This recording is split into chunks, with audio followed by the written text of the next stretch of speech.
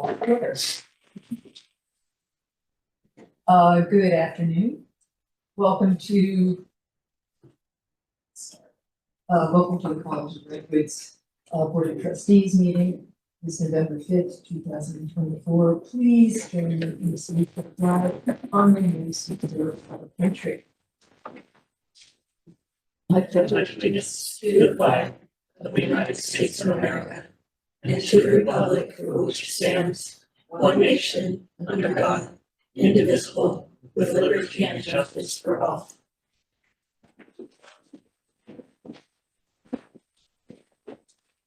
Thank you. Moving to our land acknowledgement. We acknowledge that College of the Redwoods is located on the unceded territory of the Wiyot, Tupa, Karuk, Macaulay, Taloha, Wailaki, and Yurok people, where they have resided from time immemorial. We encourage all to gain a deeper understanding of their history and thriving culture. As an expression of our gratitude, we are genuinely committed to developing trusting, reciprocal, and long-lasting partnerships with the people, as well as all of our neighboring folks. Thank you. I'm just going to take a couple of minutes before we move into our regular agenda to just simply acknowledge that this is an important day. It is a day that general election day, presidential election day, that I think is weighing heavily on many, regardless of your political persuasion. And I just wanted to remind everyone that if you have not voted already, that I sincerely hope that you do take the opportunity to vote today. We are truly the greatest democracy in the world. And I don't say that with arrogance. It's just a simple fact. So it's very important that you exercise your responsibility to be heard, because every voice deserves to be heard. I also want to take this opportunity to publicly thank President Flamer for the communications that he has sent out to the college community regarding the presidential election, general election. His communications have exhibited understanding, compassion, empathy, all values that CR holds dearly. So thank you, President Flamer. Very much appreciated this. And I'm also going to take a moment, as I hope you all know, we have a ballot measure on the ballot, on Measure 9. And I'm not trying to get you to vote one way or the other. You vote your conscience, but I want to take the opportunity to publicly thank Ms. Julie Gilbride, the Executive Assistant to the President. She has worked diligently in an excellent manner to provide the treasurer responsibilities for the Measure On campaign. So I wanted to publicly thank Ms. Gilbride. Thank you, Julie. Moving to general public comments. At 2.1 in the agenda, if you have no idea where I am after I hold for a few minutes. We do have one public comment. Shannon, I'm having a hard time reading your last name. Please come forward. I've never done this before. It's okay. Pleasure to be here on such an important community. So thank you. I'm here today to request that the board consider encouraging the district to provide health insurance coverage for part-time faculty through AB 190 at the 100% reimbursement option. This would mean part-time faculty will be able to access entirely free, high quality and reliable coverage for healthcare, and the district will be able to offer badly needed coverage in a way that is financially sound and fiscally responsible. Having dedicated funds of $200 million annually in the state budget means this program's categorical funding is robust and secure. The legislature and the governor have made their intentions clear by creating this program. They want to see part-time faculty supported in our health and wellness. They want to mitigate the structural exploitation of part-time faculty system-wide by treating us with professionalism and respect, recognizing the valuable assets we are. I worked at DR since 2008, teaching English and doing a variety of other things. I teach as much as I'm legally permitted to and perform several other service-related roles here. I have no healthcare coverage.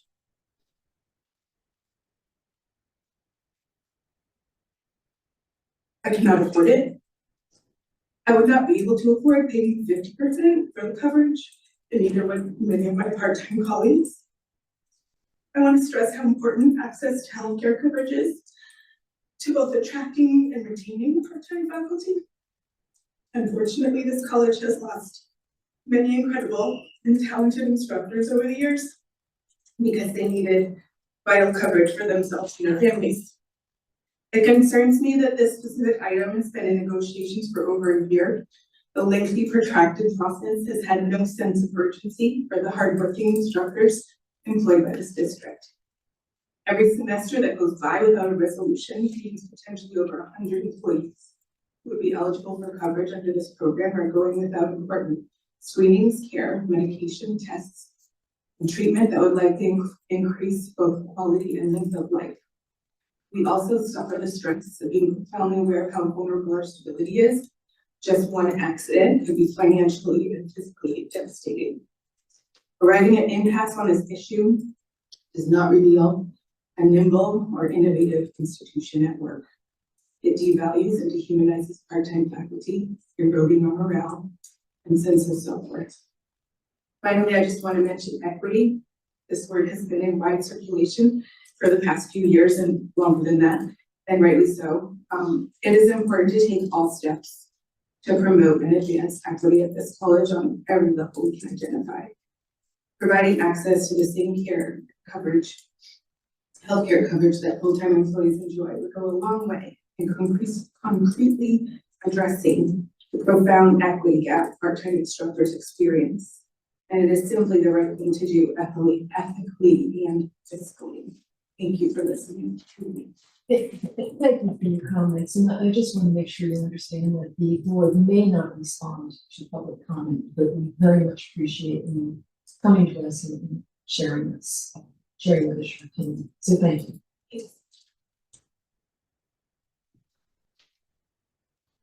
Do we have any more public comment? We do not. Seeing none, we will move to member comments. Yes, Trustee Petrowski. On October 15th, I listened to the Leeds Government Relations webinar, which was an in-depth view of Native and Indigenous students, challenges, and breaking down barriers. Speakers outlined struggles such as lack of internet access, food and housing insecurities, transportation issues, and reminded us to be aware and add an early alert. They mentioned creating partnerships, internships, adult education, and the ability to obtain skills as positive ways to move forward in helping these students. I feel we've made positive moves in the right direction.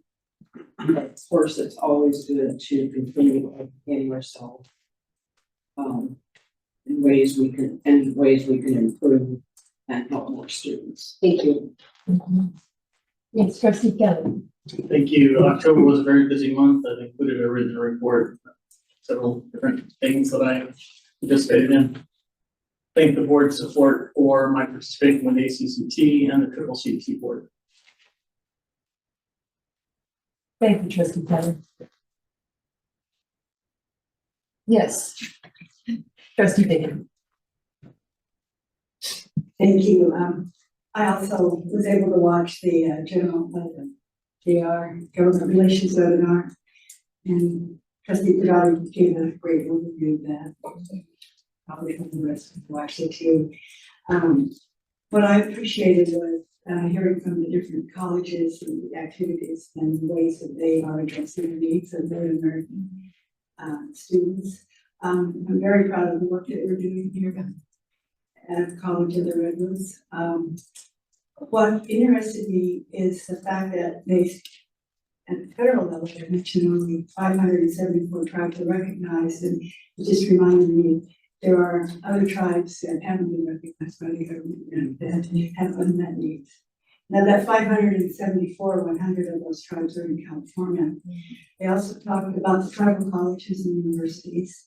And then they talked about something called the SNPE, which are non-tribal institutions, non-tribal serving institutions for those tribes that haven't been recognized by the federal government. So they have to seek other forms of funding. Most of the funding comes from local tribes and partnerships through federal resources.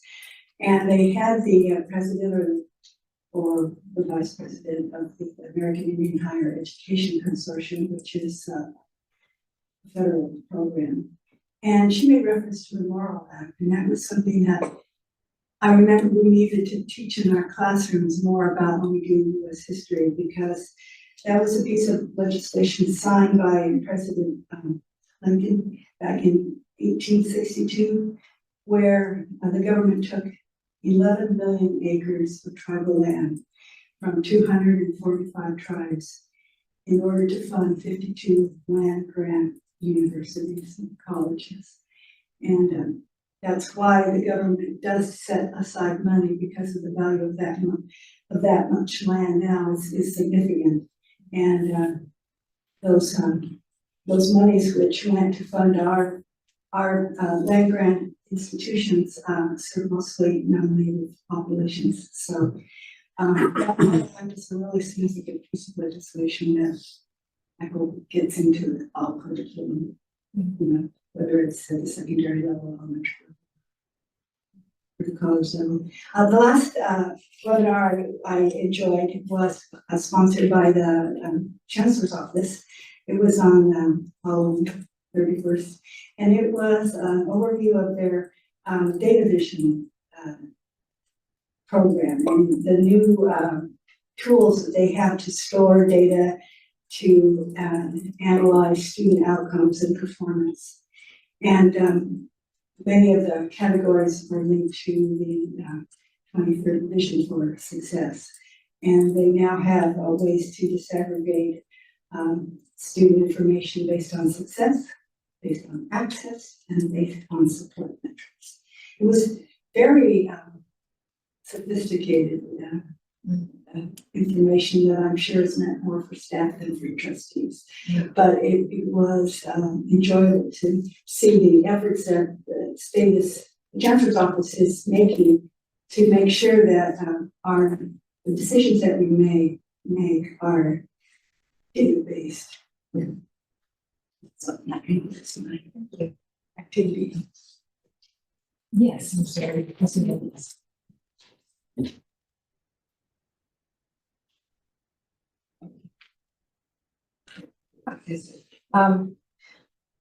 So on October 7th, I was able to listen in via Zoom to Dr. Kinte Johnson's presentation on the ballot propositions. It was part of the civic engagement election process, and it was very well done, nonpartisan. In fact, he worked very hard to not even answer students' questions, but rather refer them to resources for getting the information about the ballots propositions themselves.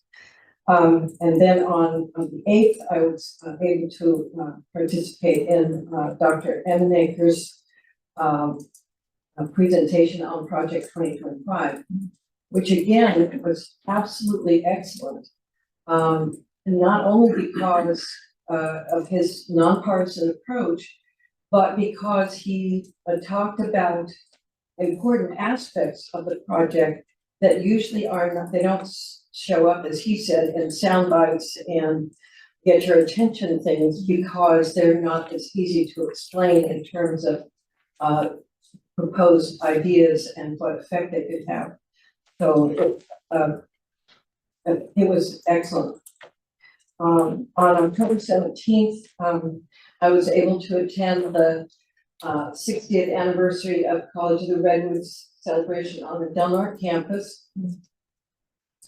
Mr. Guello was there, President Flamer was there, of course our Dean, Sean Burdick was there, students, faculty and staff, alumni, the current nursing class was there. And it was really, it was a lot of fun. It was well attended. And the best part for me was that there were 4 of us there who worked at College of the Redwoods when it was at the fairgrounds, before we had a campus. And that was fun to just to talk and remember about that. We were very affectionately known as College of the Fairgrounds around town at that time. And once we moved to our campus, as things went along and as new people came, et cetera, those of us who had originally worked at the fairgrounds became affectionately known as the Fairgrounds Mafia. It was a fun celebration. And then on November 1st, I was attended the CR Del Norte Advisory Committee meeting with Dean Burdick and other members of the community. Learned about how much is going on at CR and at Del Norte, and a lot about a lot of the challenges at the campus at the moment, some of which I wasn't aware of. So that was an excellent meeting, and that committee will be meeting again in spring, I believe. Is that all you did? Thank you, Trustee Matthews. Yes, Trustee Baker. I just wanted to mention how much I enjoyed all the publicity for science fair. I wasn't able to attend the science fair, but it was really exceptional coverage through the television and through social media. And it was just so exciting to realize that that was going to happen again. Yeah. Because I've had such great experiences attending those in the past, and I appreciate the staff that was involved in making that happen. Yes. Thank you. Okay. Moving on to board committee reports, 2.3.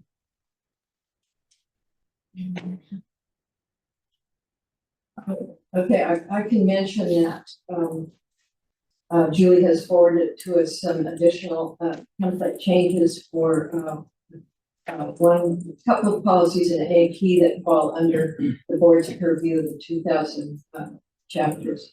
And so Trustee Mulroney and I, as that committee, have reviewed those, and I believe their first read is going to be on the December agenda. And then we have one today. Yes, and we do have one today that's on the agenda for second read. Yes, Trustee Baker. The nominating committee has met a number of times, and we'll have our report on agenda item 2.11. Okay, thank you. Seeing no further board committee reports, takes us to 2.4, the status of trustee request. We have the attachment. Are there any questions regarding that? Thank you for keeping us appraised of that. Reviewing board goals, we're at 2.5.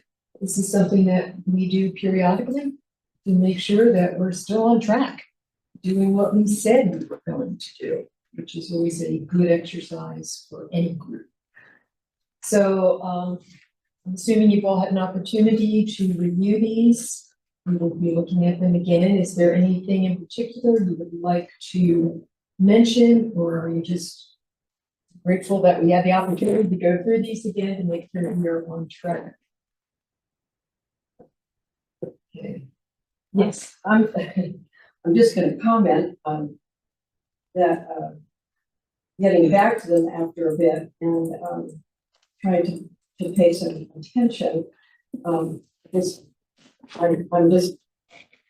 encouraged because they're specific, they're comprehensive, they're clearly prioritized, specific, especially for the first 2 or 3 items, and just give such a clear direction to us to what we're supposed to be doing, which is a good thing because it really directs the board to be sure that, and say we're doing what we're supposed to be doing.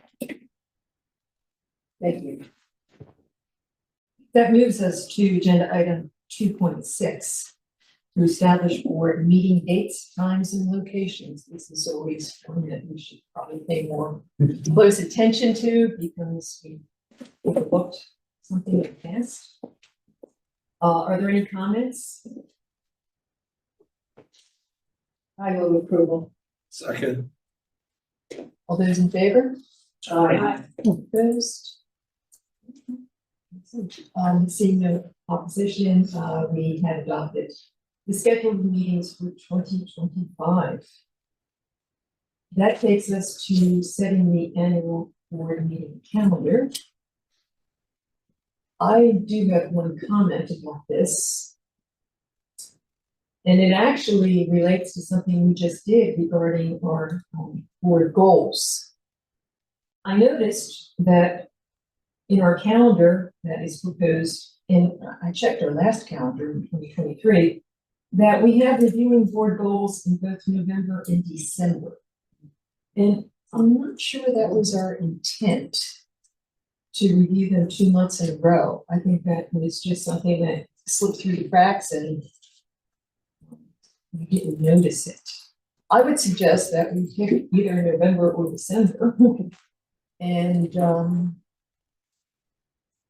move forward. And I'll also note that reviewing board goals are on our calendar for next month as well. So next we'll look at them again because we do so last November 2023.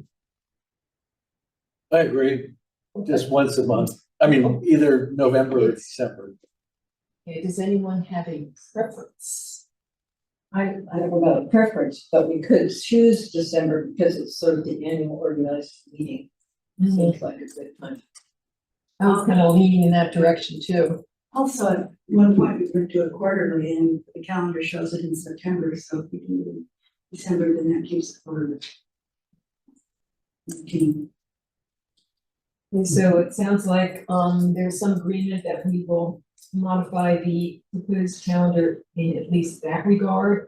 We will eliminate the first bullet for reviewing board goals in November, and we will keep the December review board of trustee goals. Yes, trustee Dorn. So then the one thing I wanted to mention is we don't have the president eval committee schedule on here. We have the board eval committee schedule on here. So I think we should probably add that, It is in our AP though. but it's not on this calendar. Is what I'm saying. We have the board eval count is on this calendar, Yeah, but not the president eval. that was something someone else had observed, that, you know, why do we have one and not the other? And I'm, well, of course, I'm fine with anything you want to do. If you want to add that to the calendar, based on what we already have in our AP, then I think that would be a reasonable thing to do. That would make it easier, rather than having to go back and Back forth. and forth. Yeah. Which has been my past practice, is I have Yeah. to shuffle through this set of papers and that, so. Yeah. Okay. So seeing no disagreement on that, Julie, could you insert that wherever it's appropriate? Wherever. We need to, so I will move that we approve the board of trustees agenda with the 2 changes that we've made. But before we, well, yeah, you could, someone can second that. I second it. Thank you. Are there any other revisions that you would like to recommend to the calendar as presented? Seeing none, all those in favor of this calendar as revised, please say aye. Aye. Objections? It is approved. No abstentions would be appropriate. That moves us to 2.8. Approving our student trustee travel to the January CCLC conference. It's an action item. And so so, whatever. I thought there was a first and second out there somewhere. Is there any more discussion on that item? Wait, Yes. I just wanted to mention, I mentioned it to Dr. Flamer, that if we're doing the legislative day part of it section, that hopefully we can meet with somebody, the legislature at that time. And I said, you know, I'd like to go, but not if we're just gonna go. Yeah. Yeah, I think that's a very reasonable request. Right. I would assume that you would meet with someone. Right, Might but be in the past we have, Sometimes it's a staff person you but it was still, we meet need with, something. at least meet with the office. Right. Seeing no further discussion, all those in favor? Or Aye. we do this one. All those in favor, please say aye. Aye. Objections, it is approved. Takes us to 2.9 to approve the trustee travel to the Community College National Legislative Summit. It's an action item. Is there a motion? Move to approve. Is there a second? Second. Okay. Any discussion on this item now that it's on the table? Yes, trustee Pedroia. Just once again, I'm wondering about cost. Well, there is the budget implication, the cost for travel and summit registration have been included in the budget. Did you want more specificity on that?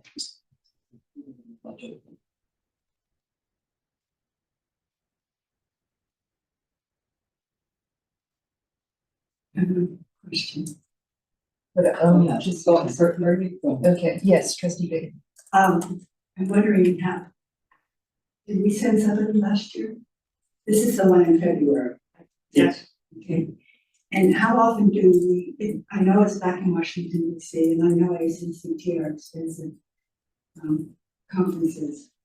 How often do we want to send someone from the board to this conference, this legislative conference? And should it be somebody who's on the legislative committee or the advocacy committee versus just a general person? I mean, we haven't really talked about the protocols maybe involved in the selection of the trustee who might go. No, we have not. I think that's interesting, excuse me. I think that's interesting is how often. Meaning, I think that's a great question. So, I've been a chosen representative in the past, and I currently sit on the Pacific Regional Coordinators Network with Leah from Ms. Heiberg.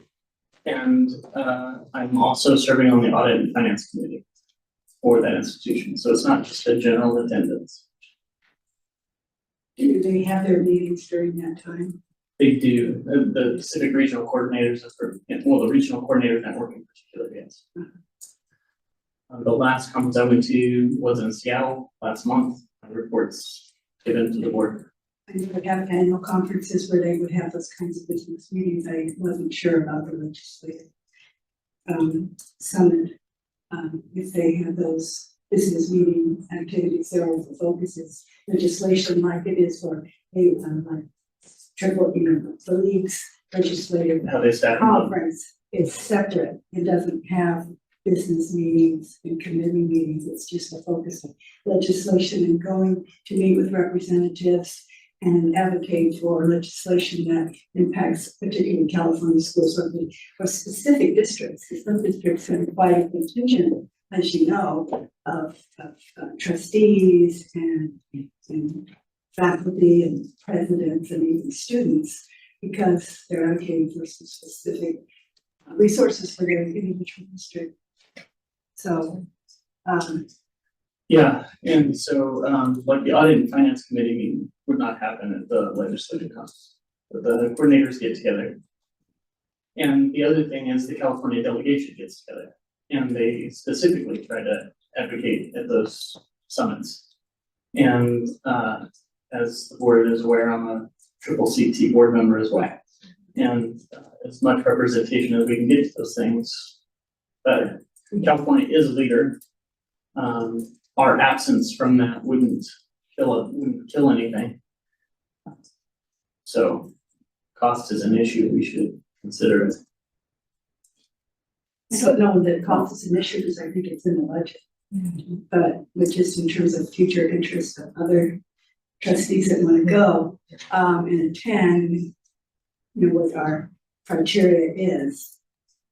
Since several of you have raised this question, I don't know that it's going to be resolved right now, but I'm thinking this is something that we might want to discuss further, possibly at a workshop. In terms of how we make a decision to send various trustees to some of these conferences, what the total cost is. Yes, I think costs should be included in You know, that because who has gone, who is going, how often are people going? And whether or not we are ensuring that any trustee who has an interest in attending some of these conferences feels that he or she could attend. So, yes, trustee Dorn.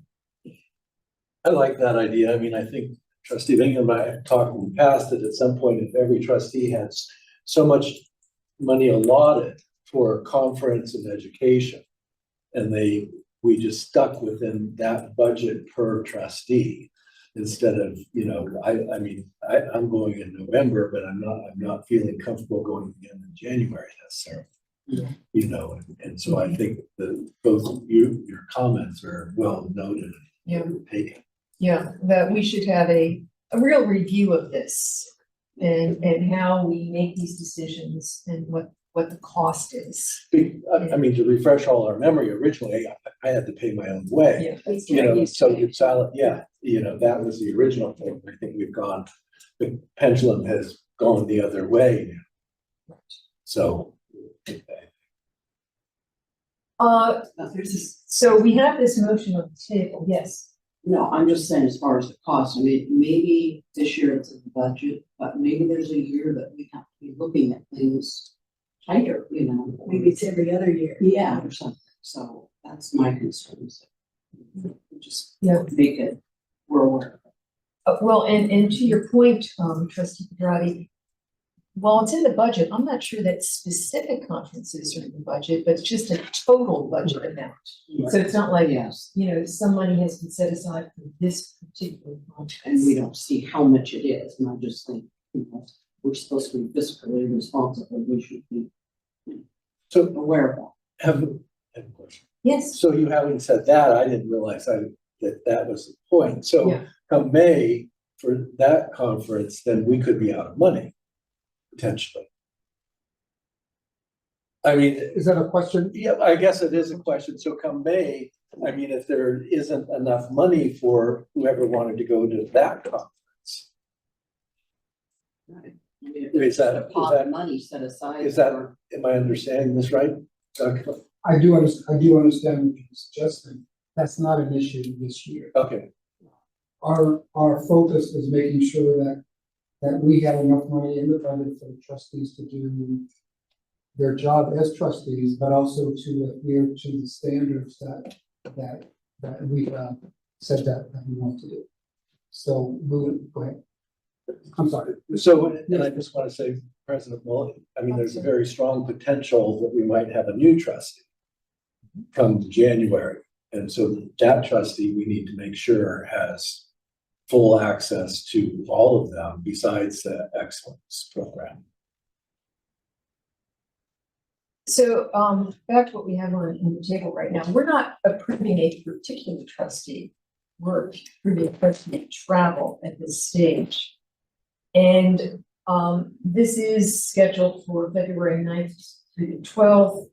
So I imagine I'm looking at Ms. Gilbright on this, that, in order to get the registration, the pre-registration, we would have to have a decision made on when. I don't know what the deadline is, I do know registration has already opened. So it fills up, saying that hotels, sometimes the group rate fills up. So at this stage, we either vote this up or down. And then I believe trustee Kelly has expressed an interest in attending this based on his comments.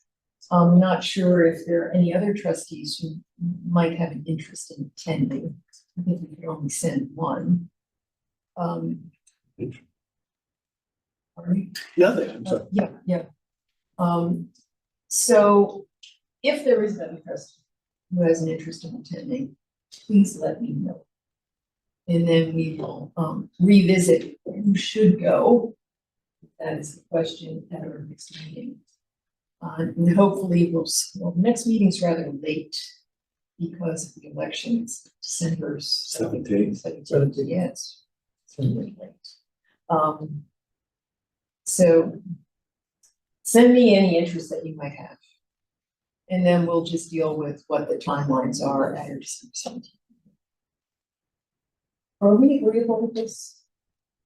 And then I do think that we should have this on our workshop that we're scheduled in January so that we can have a thorough discussion of this and have a clear path.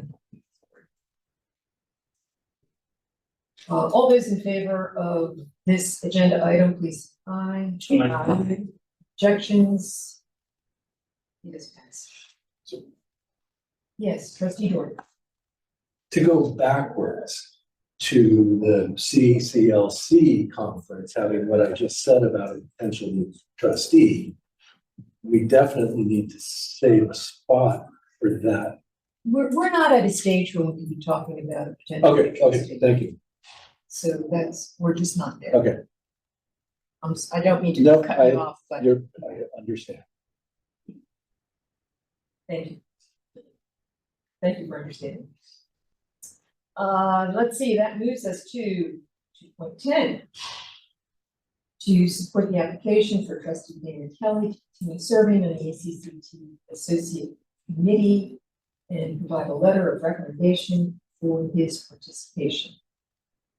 This is an action item. I'll put this on the table. I move approval. Is there a second? I second. Discussion. Sounded like Saturday Night Live routine. So, yes, Oh, just a question. So trustee Kelly, is the ACCT Associate Committee, that's the name of the position that you have? No, those are the names of any one of the committees that you can be a part of. Oh, okay, so it's sort of So general. it'll be one of those 5, and so they ask you to rank it in order of preference. And since California has a strong active delegation that's involved in DEIA, and I've served on every other committee there except for the Member Communications and Education Committee. And because that committee ties into my work as a regional coordinator at the ACCT, so I ranked it the way I did.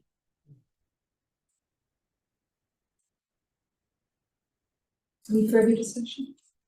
Trustee My Biggie? question is, I know they're accepting applications for these committees.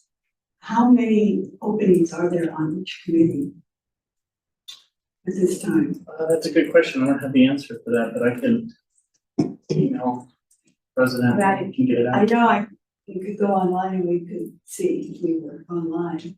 And I was just wondering, do those committees, is it like limited to perhaps 6, that would be one from each region? Is that how they select them? 'Cause I know you apply and then California has a chance to do some advocacy because they try to get representatives from California on these committees. And the selection is made by whom? I believe the selection is made by an ACCT staff. It might be approved by the board. I've never had trouble with any of the applications in the past, so I don't know about the limitations of seats, but I can research it and get back to President Mallory. She can let everybody know. In the past, have we written letters of recommendation for this?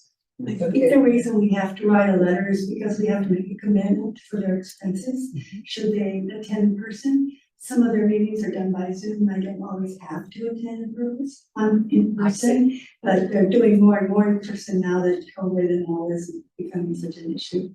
Yes. But I know you can go online and you can see who the members are and you can see who the openings are. There's some people who run who haven't been vetted by the CCC board, and they still end up on a committee. I just don't remember how many people are allowed on each committee, and if they are like just one per region, or if they try to, make it represent all of the organization. Okay. And the CCC board doesn't make any decisions around these committees. They make nominations for the board. The board of directors, okay. And the other thing I would say is that as trustee Biggin mentioned before, it's the Leadership Congress that just happened last month in Seattle, which I have a report there for you, where these meetings largely take place in person. It won't be at the legislative conference, which is happening in DC in February.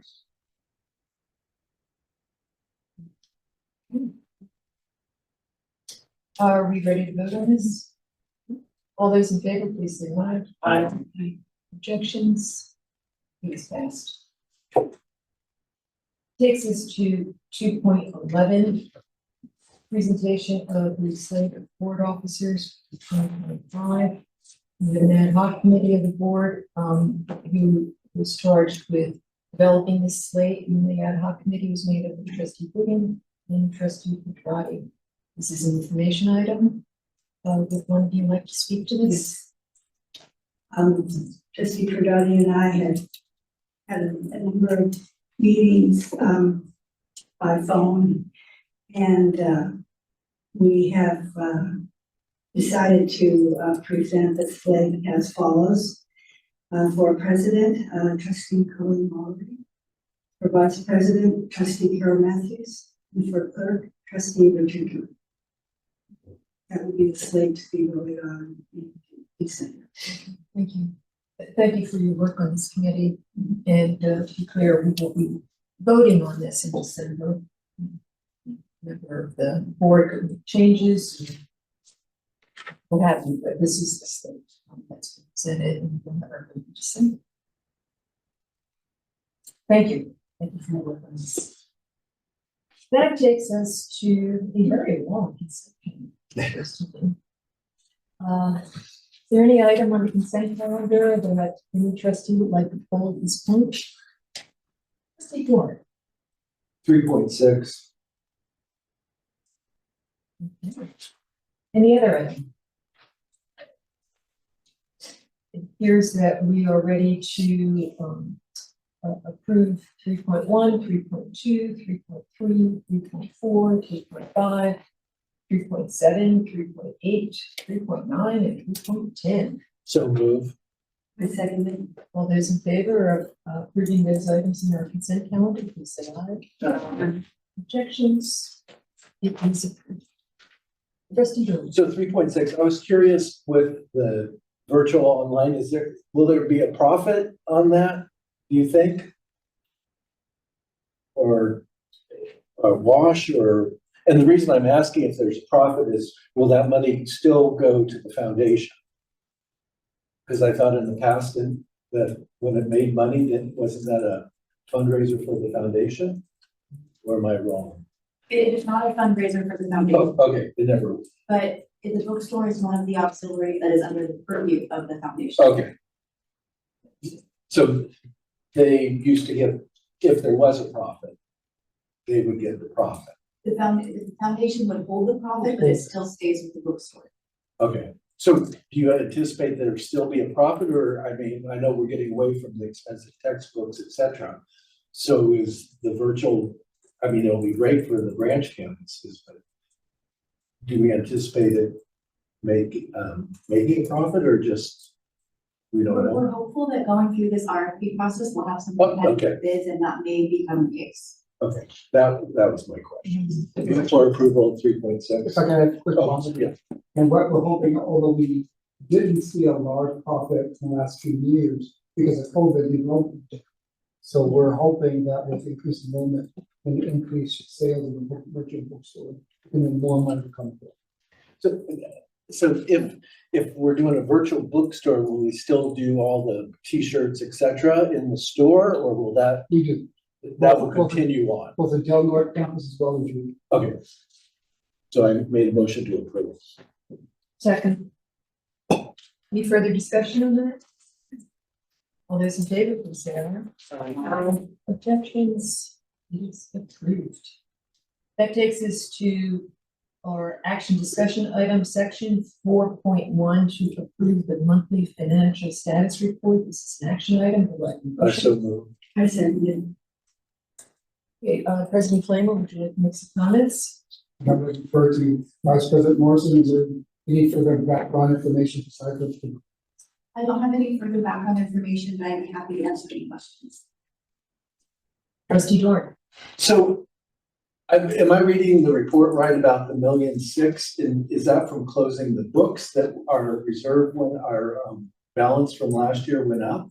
So when we finished closing the books, our revenue had been under anticipated, and then our expenditures had been, the budget was higher than the actuals. And there are a few reasons as to why that happened, but essentially that's what So we ended up, I shouldn't say have 1,000,006 extra, but we ended up with from this year's budget, a starting point of 1,000,006 higher Correct. than we had budgeted. Correct, yeah, so instead of having, which we were still, kind of eating into reserves, but at least now we're going from, the estimated 11.1% at the adopted budget. Now we're looking at a 14.8% estimated in. You must have been pretty excited when that number came up. We would prefer to be more accurate, but Right. it's on the good side. Yeah. And so have you officially closed the books now? The books are officially closed, Okay, and the audit will be going to the board next month. so the audit committee will meet next month then to review it? That's typical practice. Okay, no, I'm just confirming. Yeah. Thank you. And good job. Maybe, yes. Quick comment. President Flynn. And whenever this comes up in terms of that we have more money than we thought, we always get, actually, yes, I would use that word. We always get the criticism that, well, why can't the district project better? And I have to keep saying that we always look arrears to figure out where we should be, where we're going with this. And our system of forecasting is based on art. It's no longer based on science. So we're doing the very best we can to forecast correctly, not knowing what's going to come when the audit hits. And then thankfully, we are conservative as we budget, and more money comes our way at the end of the year. So again, we're doing a good job in how we budget. Much rather have this. Yeah, and Trustee Kelly. I'd like to just reiterate, I mean, if any of you have studied the LAO's analysis of stuff every year, we're much better. Much more accurate, so these things are hard moving targets. Any further question or discussion? Yes, trustee Pedrati. Another question under the purchase orders, Yes. there's 150,000 for legal services. That average, and how often, how often are we getting billed? So that 150,000 that you saw was for our annual retainer for school and college legal services. So we basically try to estimate how many hours we people need, and we pay a little bit of a discounted rate by paying in advance. At the end of the year, if we used more than that, we'll get a bill. If we don't use all of it, we do get some carryover that we have a certain amount of time to use. Okay, so that's what we're changing there. Yes. Actually, if I may follow up on trustee Pedrati's question, is that the normal? Has it gone up, down, or is it typical? I think it's been a couple of years now that I've seen an excess bill. But I think typically we have a little carryover. Again, with COVID, that changed things a little bit, but if I recall correctly, typically don't go over too often, but it can really depend on what happens. Yeah. Thank you. So any further discussion? All those in favor of approving our monthly financial status report, please say aye. Aye. Objections? You always have a vote. Yes. Speak up. Want to put you on You the know spot, what I to just know. want to make sure you have an advisory vote. Or student trustee. Hearing no objections, it is approved. That moves us to our second action item, approving the quarterly financial status report. Is there a motion?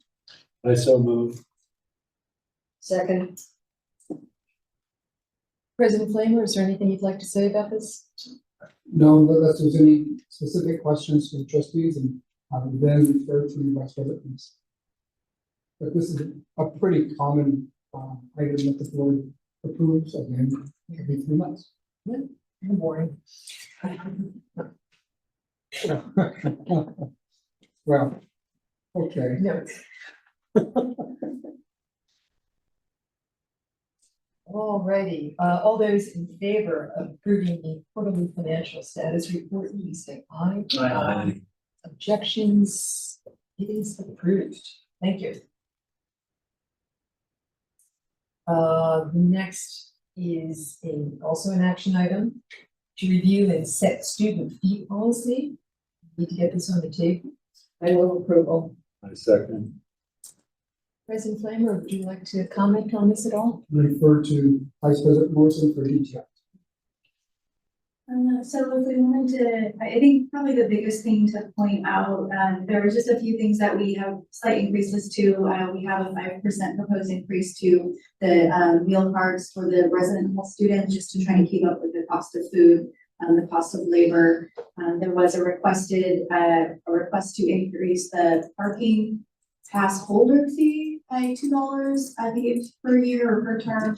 And then we are also incorporating an estimated 8% increase for the non-student resident fee. And that one is, we were supposed to do a large increase last year to catch up with the average statewide cost of education. But the chancellor's office did allow districts to do a minimal increase over time to not put a hardship on students. So last year we did an 8% increase, and that was on par with our contiguous districts, with our neighbors.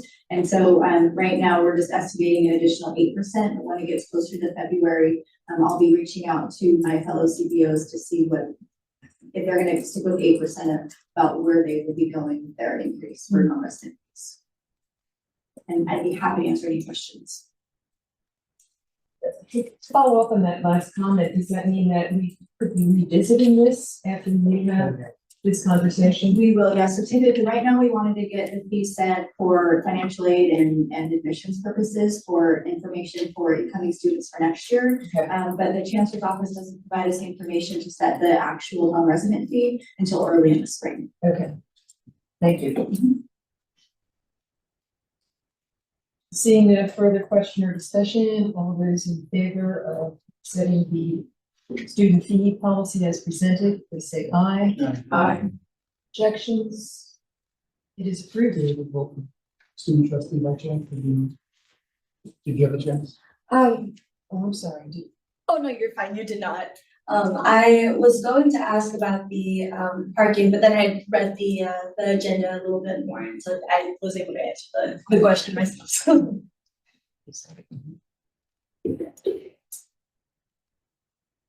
Did you finish that one? We did. Okay. Thank you. We move to a first read of board policies, and administrative procedures that some group was very busy with. Yeah. It wasn't the council. So there were several that were reviewed. We're trusting that you said these all board policies, call me a state of panic. Someone else will do it. So thank you for those who worked so hard on this. These come around because we get these legal updates and these board policies and procedures.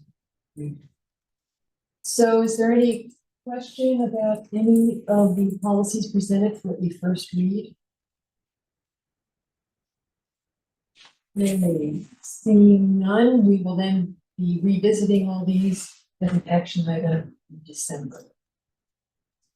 Takes us to our second read of board policies and administrative procedures, and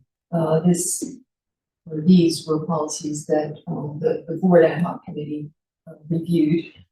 You saw it at our last meeting, conflict of interest policy and administrative procedure. And when we reviewed it during that first read, we also noted that it would be sent out to legal to make sure that we were stating these policies and procedures correctly. And this, of course, this was prompted by a complaint that we had received from the FPPC I did what mostly other people do. That's the Fair Political Practices Commission, FPPC. So that is why we thought it important that we review our policy to make sure that we are clear on conflict of interest, and what would constitute a conflict of interest. So this particular, no, I'm really speaking too much. Did you want to? Okay. The legal counsel has reviewed this, and he made some relatively minor revisions, actually just kind of verbiage. And you see that in front of you in both the AP and EP. Vote to approve. Second. Sorry, I probably spoke too much before it was on the table. Are there questions? And just so all who may be observing knows, we did discuss this at our last meeting during the first week. So now that it's been reviewed by legal counsels, relatively minor changes have been made or recommended. We are ready to vote on BP 2710 and AP 2710, our conflict of interest policies and procedures. All those in favor, please say aye. Aye. Objections? Both are approved. Thank you for your careful review of that, especially. Well, all our policies. That takes us to recognitions, one of my favorite parts of the meeting.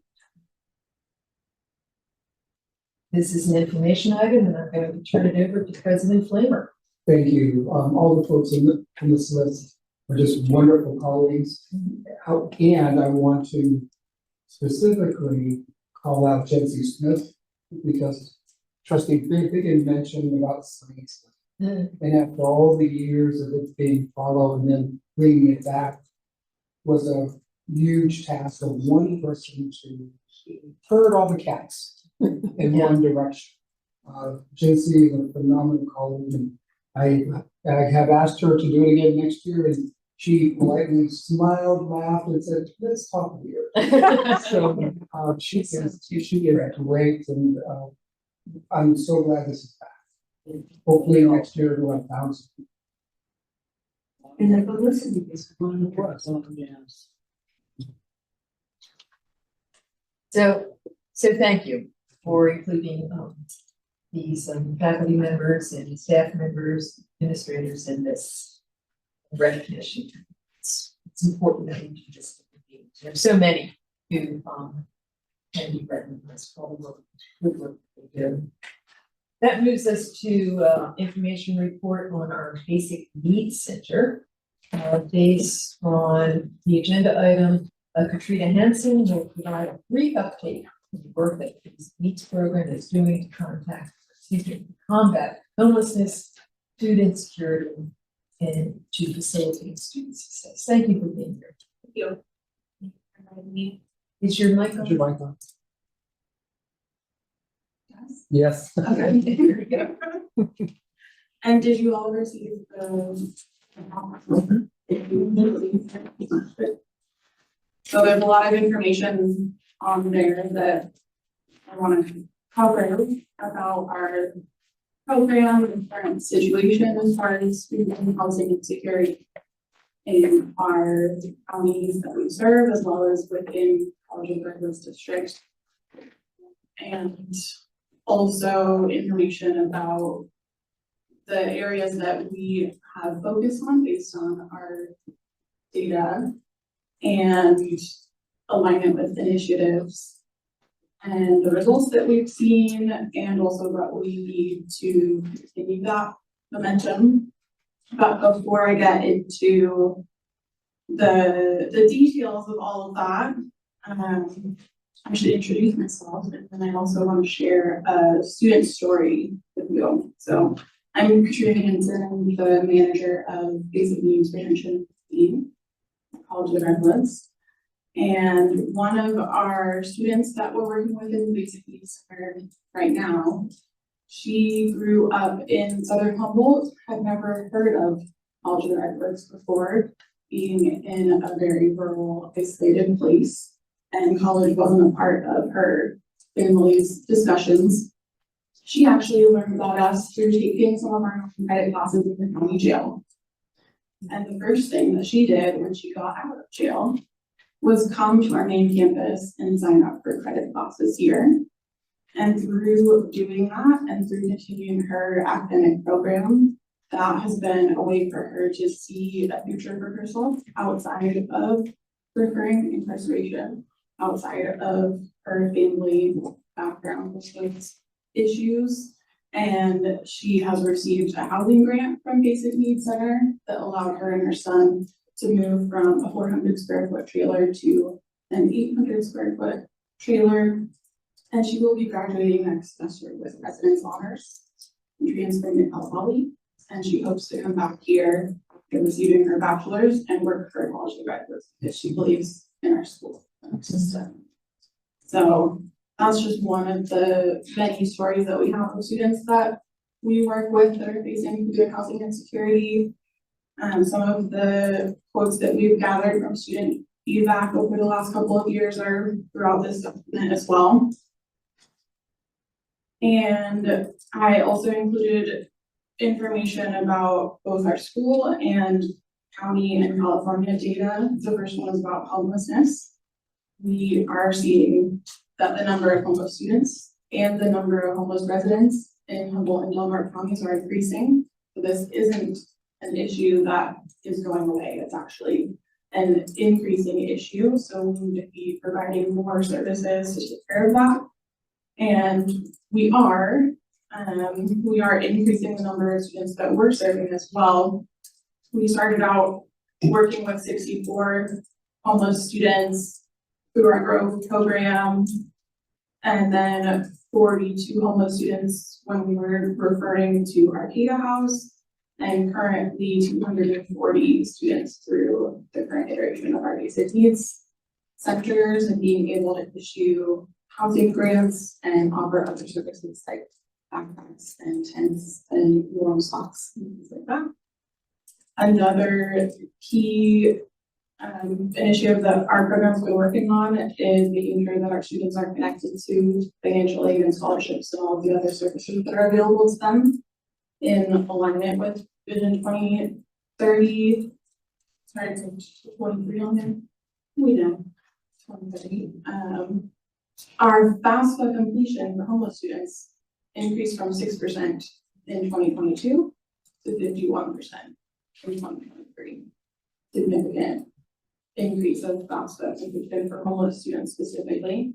And our funding for basic needs also increases based on the number of students that receive Pell Grants. So getting those numbers up helps us fund our program as well. Del Norte is seeing higher rates in homelessness than Humboldt County in general, and Native students are among the most affected.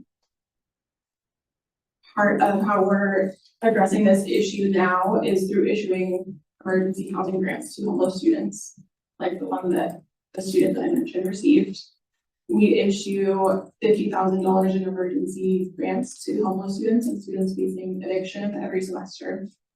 That gets to about 25 to 30 students each semester and helps them either get into housing or keep the housing that they already have. Through the foundation, we've also been able to issue additional emergency grants to students for things like car repair. If their car breaks down, they need to get to class to do that as well. We offer these grants throughout all of our campuses, so it's not just to the main campus, but it's through the entire district. One student at our Hoopa campus was able to get an emergency housing grant through us that allowed her to stay housed until she could receive her tribal benefits that were paying for her housing from then on. So sometimes it's a stopgap solution between being able to access other benefits. Food insecurity went down a little bit through COVID, probably because of extra initiatives that were offered during that time to support people. But it is back up now that those have been taken away. CalFresh benefits notably decreased last year. And students are seeing that decrease, and we're seeing an increase in security because of that. And so we are focusing our food pantries both on a weekly food pantry, but also ready to go items that are available to students that don't have a place to cook. They're homeless, they don't have a kitchen, or if they're traveling from Southern Humboldt to the bus, they may not be able to bring all of their food for a super long day and they need more ready to go meals. We do offer that. As you can see, 90% of US counties with the highest food insecurity rates are rural, and Native American residents face the highest rates of hunger in the US. So this is very relevant for our rural county. 1 in 5 Humboldt County residents reside within a food desert, limited access to food. And I apologize if I'm not doing it on there. Our on-campus food pantry has expanded to all of our instructional sites across the district. And last academic year, we served 809 individual students for a total of 6,463 visits. So we've been quite busy in the Basic Need Center, and that's for our main campus, our KT campus, and our Del Mar City campus. We were also able to add additional staff member and move our main campus location to a new spot that has allowed us to see that number of students that we wouldn't have been able to do otherwise.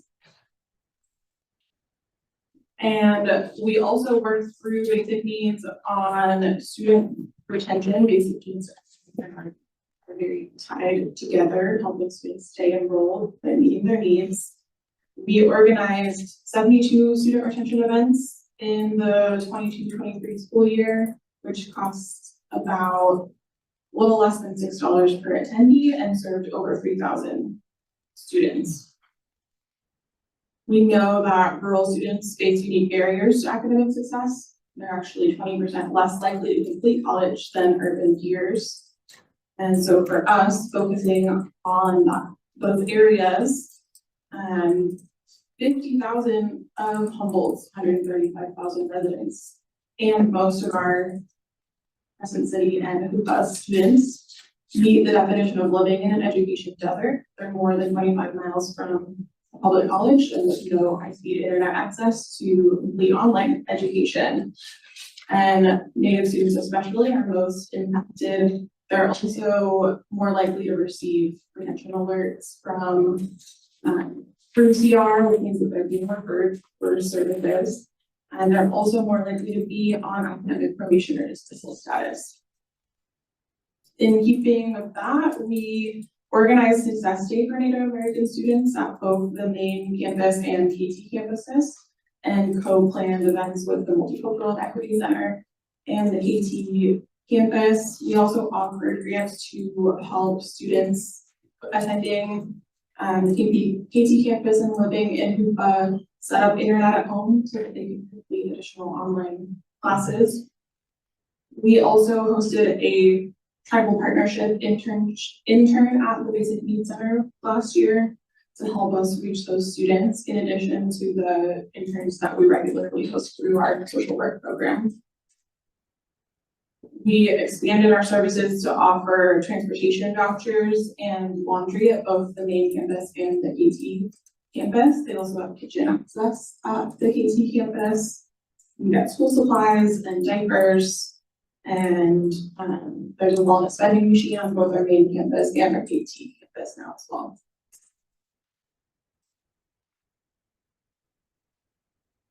Noting that math and English courses have the lowest retention rate and our instruction sites and virtual classes have lower retention rates, we organized summer orientations for recent high school graduates to focus on the incoming students' transfer level, course readiness, and students under the age of 25, which are most likely to struggle at CR. With our previous retention alert, early alert system, we received 24 alerts through WebAdvisor in fall of 2022.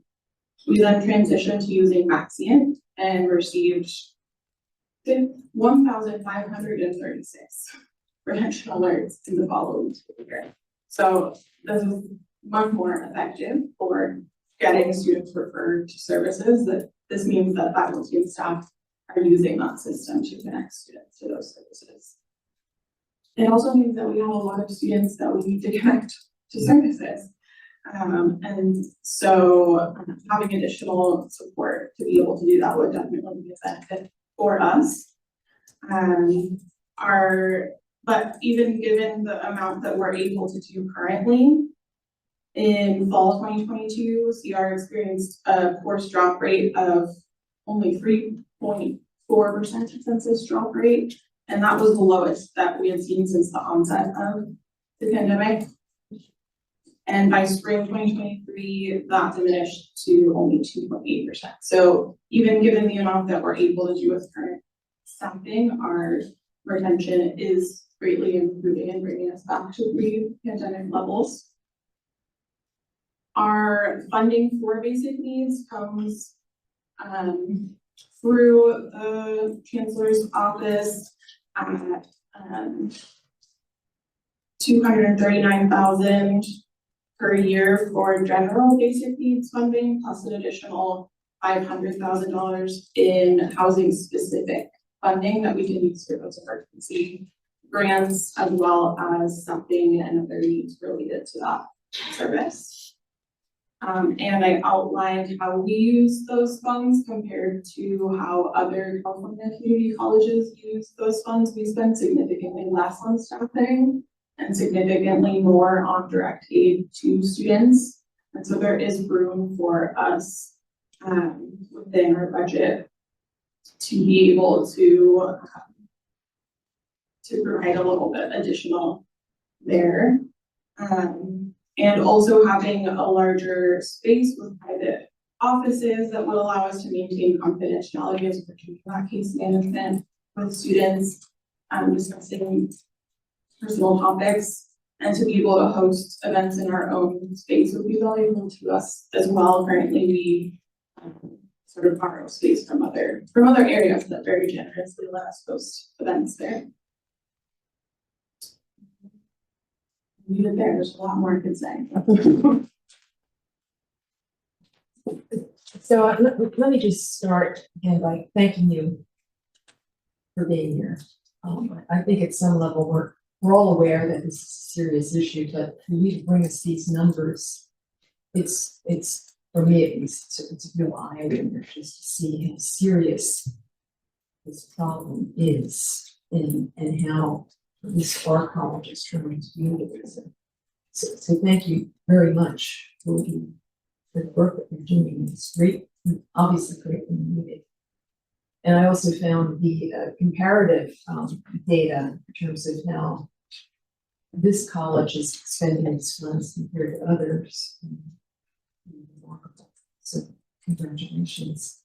I had one relatively minor question, then I'll open it up. Do you partner at all with Food for People, or is that completely separate?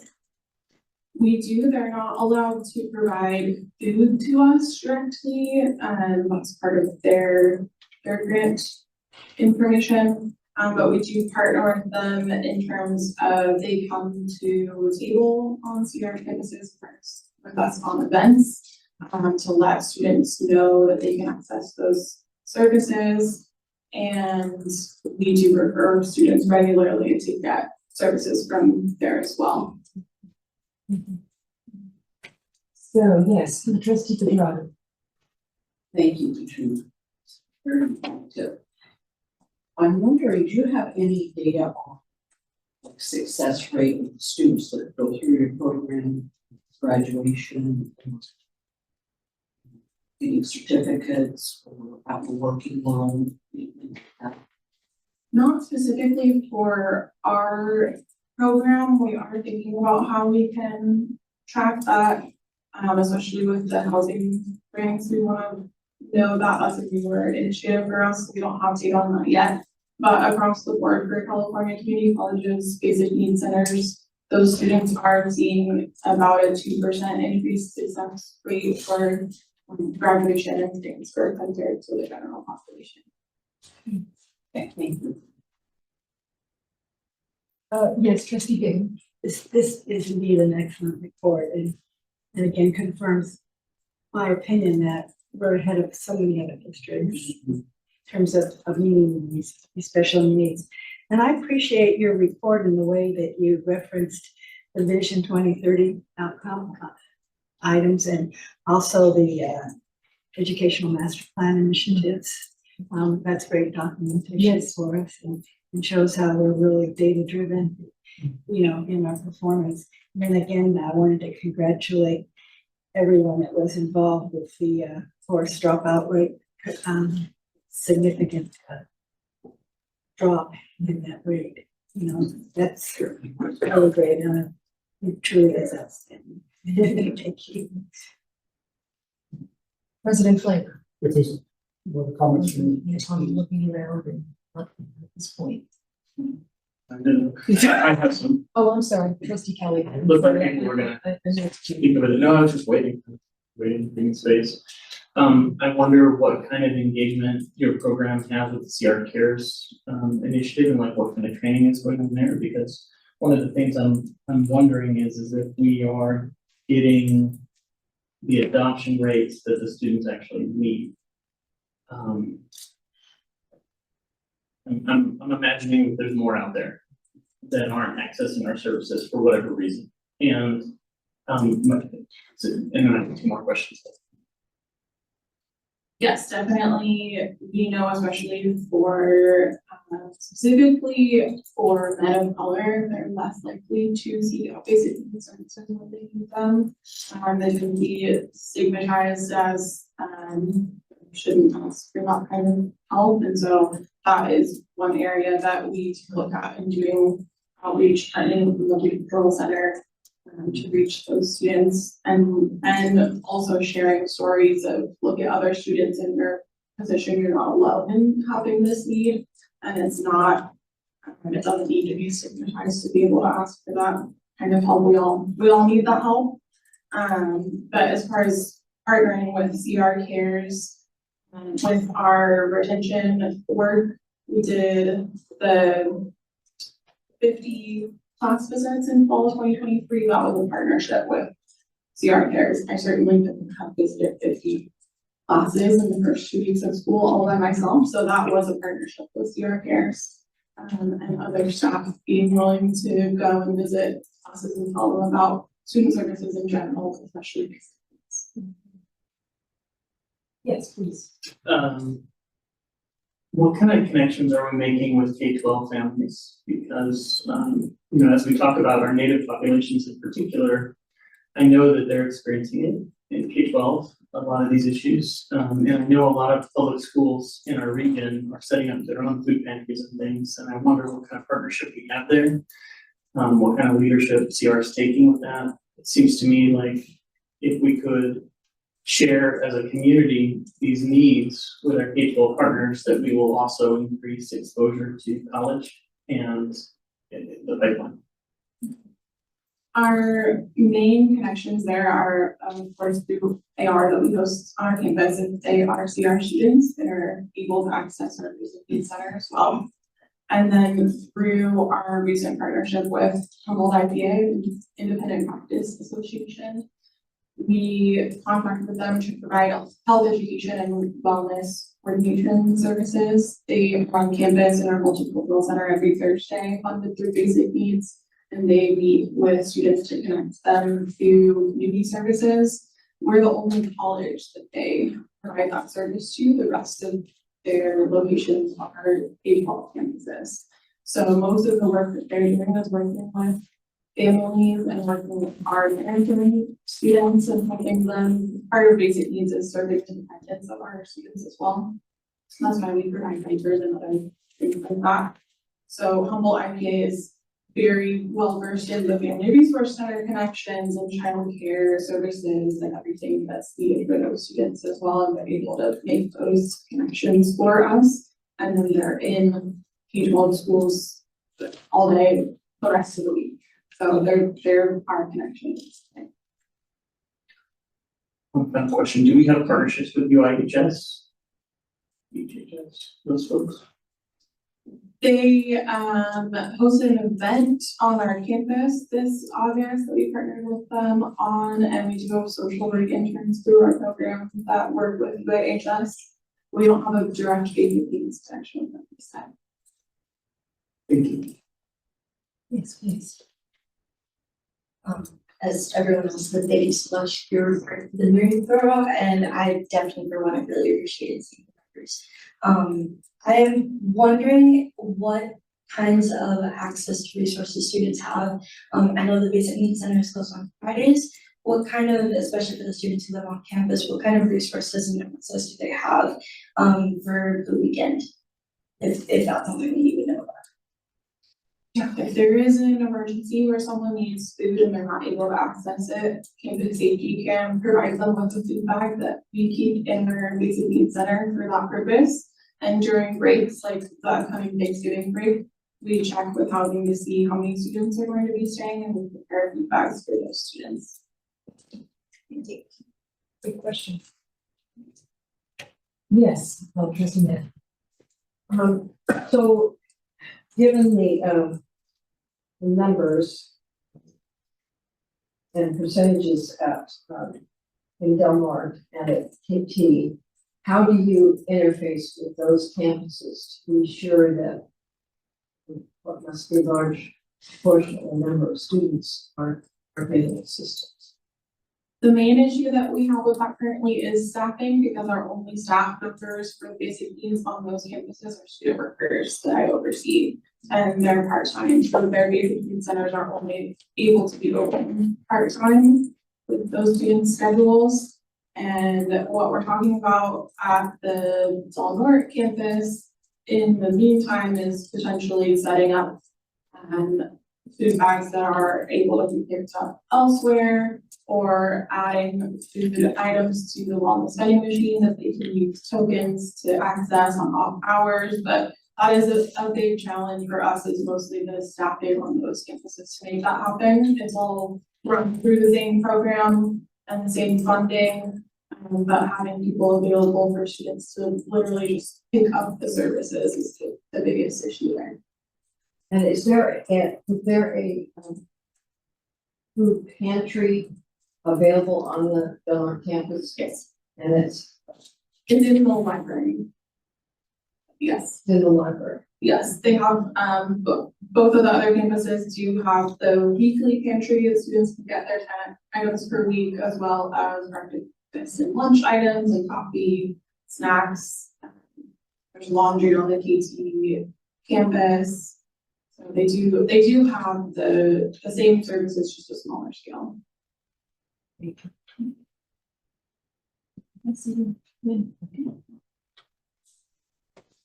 President Fulmer. Very quickly, I attended a meeting this morning at 7 AM. Just to talk with the county about the problem of our population who are houseless.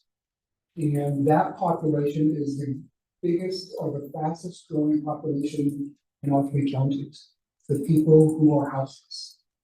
And I think per capita, we're the highest county in the state of California per capita. And I'm really, really gratified and proud when I said that CR through your program is making a big difference. And I also want to recognize the board's support for years about this initiative of taking care of students who are homeless. And specifically Trustee Kelly for leading us down this road when he first came on board. His key issue was how do we take care of students who are coming out of a forest or sleeping in their cars. And this board has been 100% supportive of us moving this forward. And I think we are the epitome of the state of California and how we're taking care of students. So thank you very much, and thank you to the board of confidence. Thank you.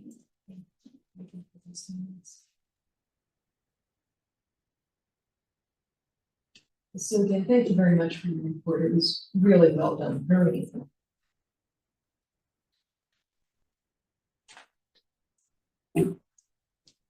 That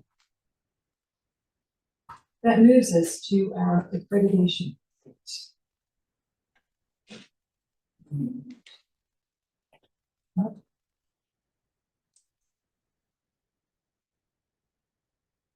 This is an information update. I'm not sure who's presenting or if you're. It's not a presentation, it's information we always want to let the board be aware of what's going on in terms of accreditation. Not just for the institution, but each department as well. And we also put this on our accreditation website, just to recognize. There does not appear to be any questions on this particular item. So we will move to our capital projects update. That's agenda item 5.4. President Plainville, would you like to provide any background? Thank you. We often like to keep the board apprised of the various capital projects. And again, we have one person who's leading this effort. Well, actually, we have Vice President Morrison, who has a staff member who's just taking the lead on all our capital projects. And we're going to turn it over in case Vice President Morrison has any comments regarding capital projects. I would like to add that for the Delmore Center remediation work and building repair project, we just finally yesterday got this project scope and cost finalized. So we'll be moving forward with the contract, which means we can move forward with the work. Hopefully they'll be able to get some work done, now that we're into our wet season, but I know that they're gonna do their best to do what they can. And then for the access control for the science and humanities, that's another one that we did just get the contract signed on, so we'll be moving forward with that work here shortly. And other than that, I'd be happy to field any questions and hopefully answer them. Yes, trustee Dorn. I was curious with the new solar system or rebooting that, will this one have battery backup? It's a continuation of the previous one. The same one, Just taking okay. a lot of- Thanks. So thank you for providing this information. I found it really helpful, because I kind of lose track of everything doing what. Yes, trustee Matthews. I just wanted to ask, on the Delmar Center remediation work or repair, do you have some brief description of what that work is that needs to be done now? I know about the roof repair that was recently done. Off the top of my head, I know some of it has to do with the siding. Yes, I know that, I think there's still some continued leaks, but it's not the roof, it's the side where water is trickling in, so that's what they're going to attempt to address. And that's as professional as I can get with it. That's, thank you. Constructive thought. Okay. And I would like to thank Leslie and Marshall is actually one of the put this report together for me. Nicely done. Seeing no further questions, we'll move to agenda item 5.5, a review of administrative goals. They were attached to this agenda item. It's quite an impressive read. Yes. You have some wonderful and ambitious goals, and I really appreciate seeing them specified with the they are specified. So thank you for taking the time to do that. President Flavor, is there anything you would like to say? Thank you. I just wanted to demonstrate the alignment that the administrative goals are, not just for mine, but for the board of trustees as well. And we are going to report out on these goals twice a year, however, it's so close to the end of the semester. So the first report out of all the administrative goals will be next May. But, excuse me, by reporting out, do you mean showing progress toward the? Evaluation report. Absolutely. Thank you. For the clarification. Okay, and thank you all for taking the time to put these goals together. I know that's not an easy task. But once it's done, it's really wonderful to have it. It's just not easy to do, and just in my experience. Not when you're as busy as they are. Exactly, it's like, oh, yeah. This, Yeah. so, Yes, it's, they do. yeah, they do, I know, you're such a taskmaster. But no, it's really it's a great exercise, so thank you for doing it, for taking the time to do it, for doing it so well. That moves us to 5.6, another information item, and it's the presentation of the CSEA Chapter 509 initial bargaining proposals. That was attachment to this. They're well spelled out, I thought.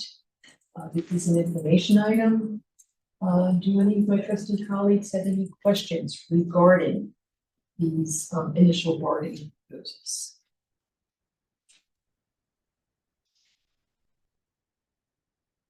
Thank you, and thank you for making me available to trustees.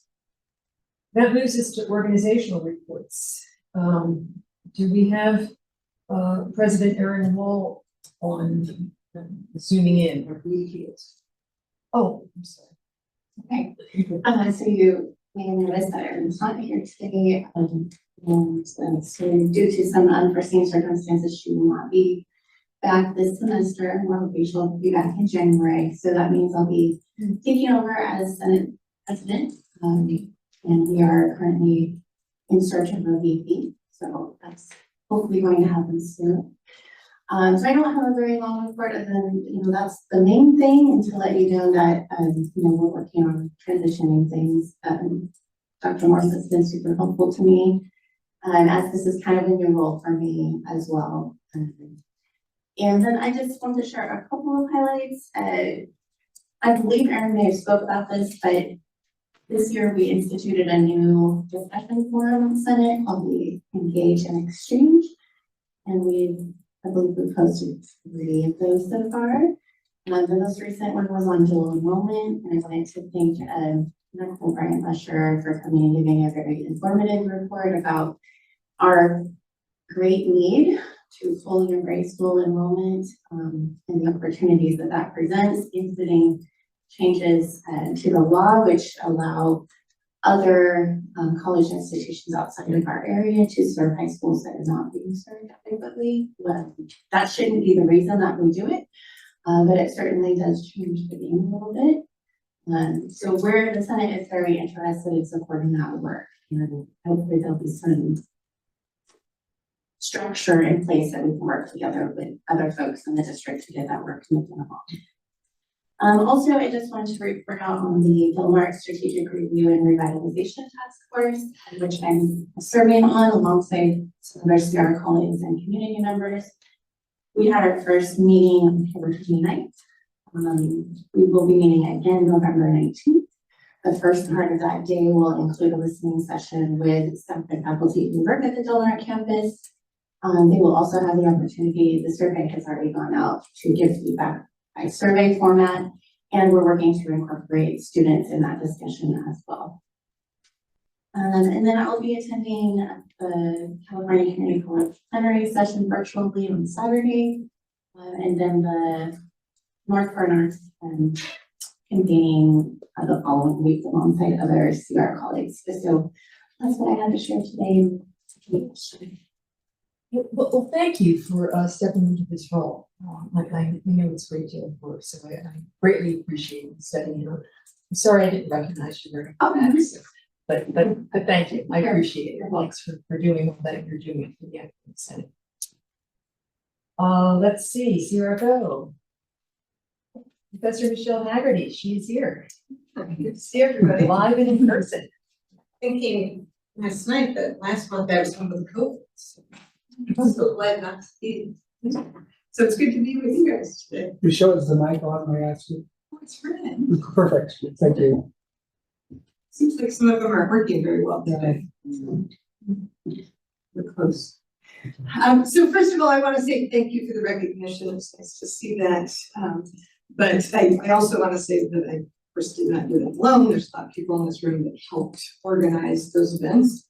And I'll just highlight that one of our associate faculty, Liz Hedman, who was a student at CR, my student for several classes.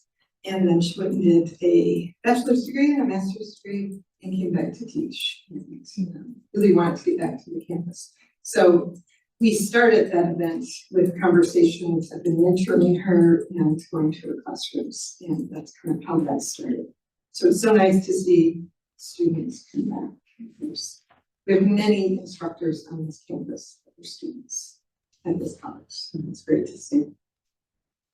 So for CRFO, we went to, our meeting with our other independent unions, not last weekend, the weekend before. Some highlights from that, they're doing some surveys, so there's 13 other districts. They're doing some surveys, kind of comparing what's happening in other districts. We're the smallest district in that group, by far. And, but when we see that we do quite a bit with being extremely small, that we're able to get quite a bit accomplished. And so that was nice to see. And one of the things that I thought about with that and listening to some of the reports from other districts, a lot of districts are having issues with safety. Some of our colleagues down in Santa Monica had a shooting a couple weeks ago, which was where 2 people died, and it was the second shooting on that campus in a few years too. So we have a great safety article that was written recently, and in discussions with other districts, we really led the way with that. So that was really nice to hear. It's something we've been talking about for a while. You guys have heard me talk about the Chancellor's Office requirements for DEIAA in evaluations. There's been a couple of lawsuits that have really stalled moving that forward. And our attorney has really advised us to watch what goes into the contract, because depending upon how the lawsuits turn out, it could be problematic. There was one lawsuit, one of the 2 that was settled, but it was just simply that the individual did not have standing. So there's a lawsuit that's continuing.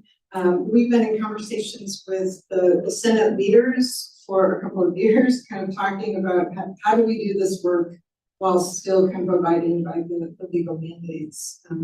And so we met with the Senate, not last spring, but the spring before, and did like a listening session. We plan to do that again next spring, to talk with individuals about what they would like to see in the evaluation process, what their concerns are. We're really thinking that putting this as part of the self-evaluation process to encourage, we had some good conversations yesterday about this, to really encourage growth of individuals in a way that's going to be meaningful to them too. So we look forward to doing that in the spring, and seeing how things resolve.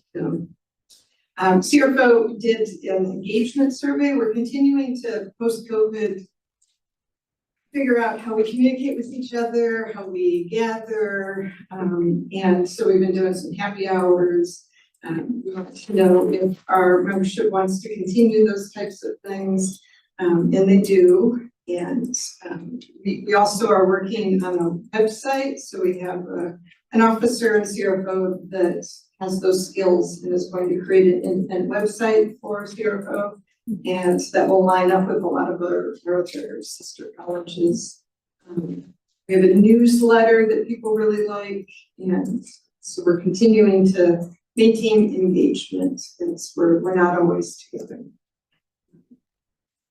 And then with part-time faculty health insurance. So this is something that's been taking up a lot of time from CRFO in the last year, but before even that. So the impasse process began on the 10th of September. Alongside the impasse process, which is asking for mediation from outside, from the PERB group.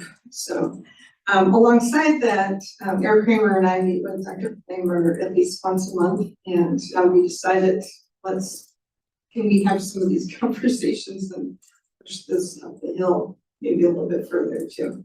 One of the things in starting those conversations, Dr. Kramer said, what are our interests? Interests are, we need to take care of people, and we need to maintain fiscal stability, which we significantly agree. You know, that those things are really important to us. And so we've continued to have these conversations. We met last night. We continue to move forward. We hope that we are getting to a place, because as you heard from a faculty today, and I've received emails, and it's a big deal. It's a big deal for people to maintain the stability of their families, stability of their health, and continue to be in the classroom and be with our students. and do what needs to be done there. So the program, the AB 190 program is extremely confusing, and it's taken a lot of time to get a lot of research on that program. CRFO does believe that 100% reimbursement is best for the stability of, the fiscal stability of college too. So providing the program that gets the 100% back, everybody's really nervous about. We all have seen programs come and go, money come and go from the state. So what does it look like long-term? And so we're looking at, so the agreement language we're looking at would really help to make sure that if something changes, then we go back to the table. That we continue to talk about this to maintain the college. And so I just want to thank Dr. Flamer too for having these honest conversations that have not been always easy, but you know, we continue to work together strongly with that. So, and if we get an agreement, which I think is coming, we're going to lead the way with this too in our area, and it's something that's really important. We do lose faculty to Humboldt because their part-time faculty get health insurance there. We also are going to have been and are losing faculty to faculty who live here but can teach online and can get health insurance from other colleges by teaching online. So we want these faculty to continue to stay here. So that's all. Any other questions? Thank you. Thank you for your report, and thank you for being here. That moves us to report from President Tammy Inman for classified staff. Is she with us today? Zooming in? Yes. I'm zooming in. Okay. My apologies for not submitting a written report. I lost track of time, completely honest. Just some follow-up updates from probably the last couple of reports. We welcomed CalPERS board member Kevin Pelkey to our last chapter meeting in October and had a good presentation from him on power of attorney, having beneficiaries listed correctly, the importance of having those documents in place so that if the worst comes, that our family members or whoever we designate are taken care of and receive our benefits as well. We also, at our October chapter meeting, started the nominations process for chapter president, first vice president, and Del Norte, and communications officer. We'll be wrapping up those nominations at our November meeting and letting folks know what is going on with that. And I also want to give a really huge shout out from the bottom of my heart to our chapter communications officer, Gustavo Vasquez, who has been taking the lead as a communications officer should on sending a chapter newsletter out each month. It's a great looking newsletter. We're happy to have that going out. And he's also working on updating our CSCA website. That CSA as a state level provides all chapters with websites. He'll be working on updating that. And we are also starting to try our best to kick off our annual basket fundraiser. And so soon we'll have groups putting baskets together, donation items together, and that helps with our budget to help pay for us to go to conference as well as our scholarship fund. So thank you. Thank you. Thank you. That moves us to Management Council, President Morgan Solemn. Good afternoon. I did submit a written report. I don't have any comments at this time, but I'm happy to answer any questions that may be. Good report. Thank you. Thank you. Yes, it was a good report, very thorough. Thank you for taking the time to do that. And that takes us to our student trustee, Ariel. Hello. Sorry, insurance on. So my apologies for not submitting a board report. I did want to also acknowledge science night. No, I cannot. Just go ahead and pull it. It gets stuck. Perfect. It felt like I was stretching. But science night, I had a chance to volunteer there. There were a couple different stations, so I got to see the turnout in a few different places, and it was really fun. To see so many children. I realized I was lived in Humboldt County for 8 years, and I never seen children. You know, every once in a while, but so I got to interact with some kids and, you know, be fun to, you know, I don't know who set up the experiment, but there was one with some trash cans. It was a physics experiment with the fog, and you know, at one point it broke, and some of the kids are over there pulling on it and like trying to put it back. And so it was a very eventful evening, very exciting and very fun. I also, the ASCR got to, we have elected a VP of communications, and that will be Danny Jimenez. And we have also have a new VP of finance, and that is Mario, and I'm so sorry I'm forgetting his last name at the moment. But I'm really excited to see exactly how that goes, and Danny's been really wonderful in mentoring and helping Mario and introducing him into ASCR, so that's been really wonderful. I've also been attending meetings with the MDC, which I greatly enjoy personally, and I guess as a smaller branch of that, I've also been part of the screening committee for the Dean of Society, Culture, and Communications. And so we have selected the candidates, and we'll be beginning the interview process, if not this week, then next week. And I look forward to see how that goes. That's it. Me too. Thank you for your leadership at the ASCR. You're really making a difference. Thank you. Thank you. That moves us to administrative reports, and we'll start with you, President Flamer. Thank you. The only comment I want to make is the board, if trustees have questions. One is, one of the board know that I asked Dr. Morris to create a student newspaper or the student news initiative that is linked to instruction, but also will take advantage of our partnership with Access Humboldt. So hopefully we'll have something in fall 22, but clearly have to for fall 26. Dr. Moore, thank you very much. Where's it on the goals? I love my job because I can change those goals too. So, but anyway, it's time to bring something forward that our students, that's linked to instruction, that we can start getting more of that.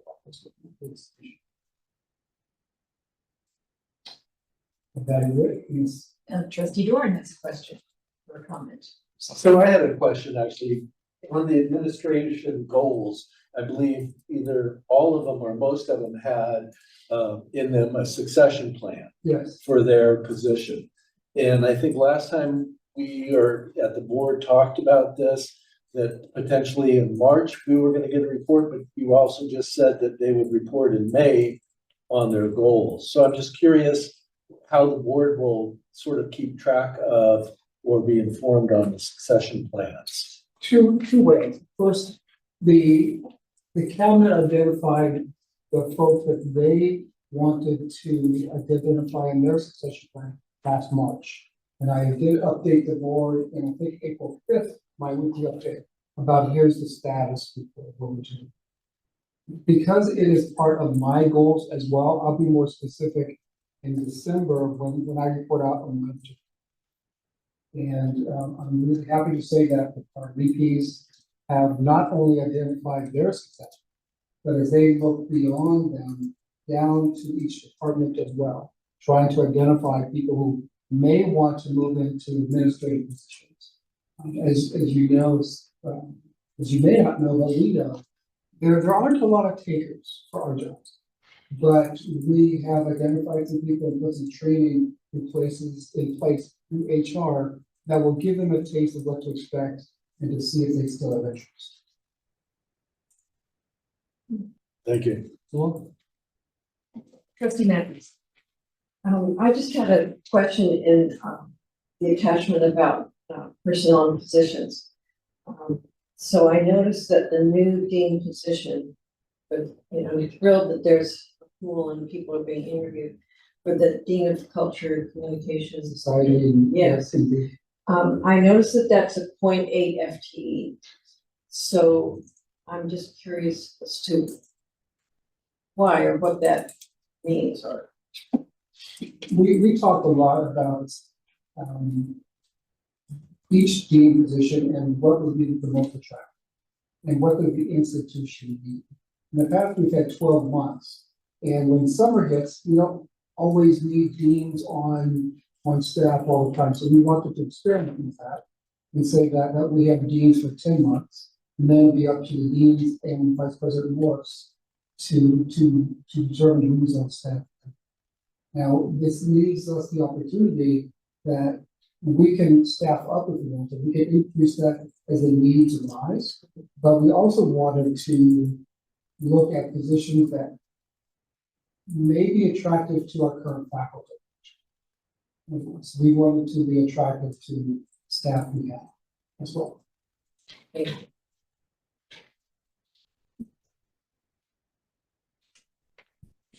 Seeing no further questions, that moves us to, Ms. Julie Morrison, Vice President of Administrative Services. Is there anything you'd like to add to the report? Yes, please, thank you. I'd love to. I had the opportunity last week to attend the ACBO, the Association of Chief Business Officials, 2024 Fall Conference. And they had several sessions that were informative and in a very timely manner. For example, they had sessions on the ins and outs of issuing bonds once voter approval is secured. Another session on navigating First Amendment rights and campus protests. Another session on public funds and how to balance fiscal stewardship of public resources with student support needs. And they also had some informative updates from the league and from the chancellor's office. Other than that, I'd be happy to answer any questions about the report on the faculty obligation number. They really sound like very timely and relevant sessions. Yes, I agree. And it was fascinating for me now that I'm an interim board member, in that we are in the background of the conference planning and trying to figure out what the sessions are. So that was really interesting to me. Good, thank you. Any further questions? Seeing none, we will move to Vice President of Instruction and Student Development, Dr. Crystal Morse. Thank you and good afternoon. In addition to my written report, I'd like to thank the Board of Trustees for its approval of the curriculum changes on today's agenda. Faculty, the curriculum committee, our curriculum specialists, and the articulation officer have been in a high volume curriculum revision process for months and months now. In order to meet deadlines that bring us into compliance with AB 928 for Cal GETC and AB 1111 for Common Core numbering. Based on what you approved today, we can now submit the first 6 or phase 1 of our Common Core numbering courses for Chancellor's Office for review and approval ahead of the deadline of December 2nd. Additionally, the ADTs or the Cal GETC approval, revisions for approval can now be certified under AB 928 as Cal GETC ready for enrollment ready for 2025. Faculty who are impacted by the next round or phase 2 of Common Core numbering, which includes 20 course revision or 20 course areas, have been notified of that upcoming work. Phase 2 and phase 3 of Common Core numbering is anticipated requirement of enrollment ready by fall 26. So there's a tremendous amount of curricular work happening every day. And it just have deep gratitude for the tremendous focus that our faculty, curriculum committee, and our back office folks in the curriculum specialist world, education world, as well as across admissions, IT, IS, because as you can imagine, this means we're literally changing our records and how we input transcripts for courses that are completed to actively and accurately reflect the Common Core numbering and the Cal GETC transfer. With that, are any questions before we have? No, I just really appreciate the curricular work. I've always thought of curriculum as really being the heart of a college, of any institution of higher education. And I very much appreciate the work that goes into it, and all the thought that needs to go into it. So thank you all for doing that. Administration and faculty. And I also want to thank you for doing this work on fraud prevention, because it's increasingly becoming a problem. So it's great to see this. So thank you. Well, these are the two areas that every student touches in college, admissions and curriculum. Yes. Christy Kelly. Yeah, I was also very impressed to see your report on fraud prevention, and at the state level, we're talking about this all the time. And we're serving on the Board of Governors AI Council as well, where we're talking about it a lot. And I think as a rural district, we're actually more susceptible to it, because I think that bad actors will assume that there'll be less fraud prevention for rural small districts like ours.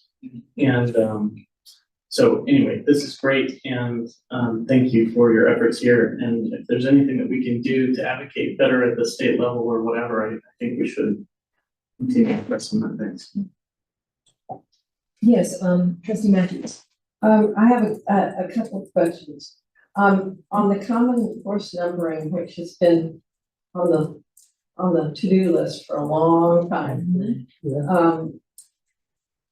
So am I correct in assuming that it's not just identifying this course is this course and fixing the number? Is it actually having to adapt the curriculum to meet a model curriculum for that course? It is multi-layered and complicated and not nearly as simple as simply changing the name. I knew that. Yeah, the chancellor's office, actually after saying, hey, we're initiating phase one, came out with the templates for the transfer or for the model curriculum for those courses. And so there was some to work as faculty pivoted and engaged with the required template that the chancellor's office provided after that. However, as we move into phase two, there is significant work. The chancellor's office does have district specific meetings that faculty are invited into. Right now for phase two, that is to have an opportunity to speak into the course descriptors that make the CCN align with, or the intention is to align with our CIB descriptors. So there's a tremendous amount of work. It is an actual revision and resubmission through the entire curriculum process. Another comment, really not a question, is that aligning CSU and UC, which obviously has taken years, really, but it's such an advantage for students. I'm glad to see it happening, because it really will serve students' preparation. On the fraud, I'm just trying to understand what, is this because people are trying to apply under someone else's name fraudulently, or they're just making up names, or they're fraudulently providing information, is this all about trying to get financial aid they're not entitled to? Correct. The primary impetus is for access to financial aid. Are they actually taking others, real students' names and trying to? Yes, ma'am.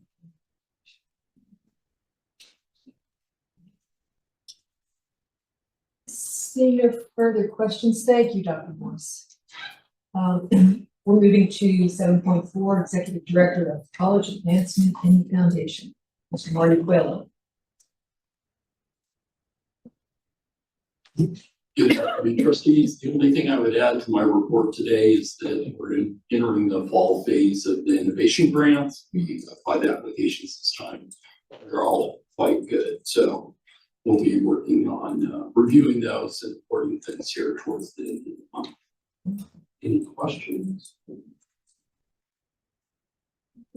Thanks for your report. That takes us to any future agenda items that the trustee might like to request. Do we have any? Yes, trustee Matthews. So in requesting this, I'm not suggesting that we wouldn't get, but, with all of the, for me, focus on the Del Mar campus, the challenges there, tremendous facilities issues. And the, review that's being done, as well as the advisory committee, et cetera. I would really like us to get kind of an overall comprehensive look at what's happening. I'm not suggesting now because those committees haven't finished, the bond hasn't been determined, and all of that, but and it may be that April, when we meet there, would be the time to do that, or whether there's information that would be important to us in understanding the efforts and directions for the campus before April. I know we've gotten reports and we will, but I would really like us to have a sense of what, what the challenges are and how they're being addressed. So I'm looking around to my trusted colleagues. Trustee Matthews has requested this. Is there any objection? I guess I'm curious what the scope is. So on facilities conversations we're having, we're talking about facilities, student basic needs. We were discussing that campus. What are you wondering about in particular? Well, there are enrollment challenges in how to build, and then this is part of all that's being looked at, is how to build programs needed by the community, appropriate for the community, possible to offer in the community, in order to continue to build back the on-campus enrollment, as opposed to online, in conjunction with our partnerships that are happening with the high school, that things are moving there. Facilities, not just the desire to have the healthcare learning facility of some kind, but literally not having it, things are being moved into classrooms because there's not a place for them, so there's some real challenges there. And I just would like us all to be more aware of that and how that's moving forward, because I haven't been aware of something until recently. And it's important for us all, I think, to know. And as I said, I'm not suggesting we're not getting reports about it, but I would just like to have kind of a focus on that for some discussion. How do you feel about that, President Fleming? Actually, I intend to send the report, the evaluation to the trustees in January. Of the review Correct. committee or time. Yes. So I want to share it with the trustees prior to it going out to all employees. So we'll have a chance to have a It is, if I may ask, is that a conversation that you think the trustees should have at our workshop, or would that be, or that might be too early? No, actually, my intent is to get it before the beginning of spring semester. So I'm hoping to have it for the workshop. So we'll have a conversation about it. Would that satisfy your request? No. Easy. Good job. It's already been in plan, so that's. Thank you. Any other requests? Seeing none, we will be moving into a closed session. And this is an opportunity for public comment regarding closed session items. The closed session will be a conference with labor negotiators regarding CRFO negotiations with college. Seeing no public comment on that closed session. Do you want to take a 10-minute break? Okay, you're not allowed to check election results. Okay, we'll be back in a bit.